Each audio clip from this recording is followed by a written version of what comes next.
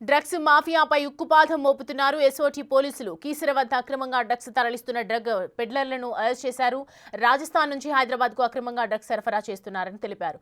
అతని నుంచి 7 kilo opium, 2 కిలోల పాపీ డ్రగ్ ను స్వాధీనం చేసుకున్నారు. పట్టుబడ్డ డ్రగ్ విలువ ₹1 కోటి ఉంటుందని తెలిపారు. నిందితుడు లోకేష్ భరత్ రాజస్థాన్ కు చెందిన వాడని తెలిపారు. Rachakonda CP Sudheer Babu ఉదయపూర్లోని golden farm house లోని మేనేజర్ గా పనిచేశాడని, తర్వాత ఉద్యోగం కోల్పోవడంతో డ్రగ్ వ్యాపారంలోకి దిగారన్నారు. డ్రగ్స్ రవాణా చేసినా వినియోగించిన కఠిన చర్యలు తప్పవని హెచ్చరించారు రాచకొండ సిపి. మేము పట్టుకున్న తర్వాత కీసరాజ్ కుందన్పల్లి ఓఆర్ఆర్ దగ్గర పట్టుకున్న తర్వాత అతన్ని ఇంట్రాగేషన్లో తెలిసింది ఏంటంటే ఒకసారి 2 kgది కాచిగూడ రైల్వే స్టేషన్ దగ్గర ఇవ్వడం జరిగింది.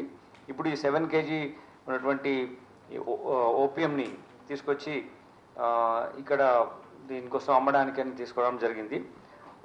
ఇతను బేసికల్లీ రాజస్థాన్లో ఉంటాడు. రాజస్థాన్లో చత్తూర్గఢ్ ప్రాంతంలో ఉండడం జరుగుతుంది. అతనితో పాటు ఉన్నటువంటి జగదీష్ను ఇతను కాంటాక్ట్లో రావడం జరిగింది. ఎందుకంటే ఇతను ఒక హోటల్లో మేనేజర్గా పనిచేస్తూ ఉన్నాడు. ఆ హోటల్ క్లోజ్ అయింది. ఉదయపూర్లో గోల్డెన్ పామ్ హోటల్ ఉన్నది. అందులో మేనేజర్గా పనిచేస్తున్న వ్యక్తి హోటల్ క్లోజ్ అయిపోవడము, మేనేజ్మెంట్ మారడం, ఇంకో మేనేజ్మెంట్ వెళ్ళడం, ఇతని ఉద్యోగం పోవడం జరిగింది. దాని ద్వారా ఈజీ మనీ సాధించాలి, సంపాదించాలి ఎట్లా అనే ఉద్దేశంతో ఇతను వస్తే ఈ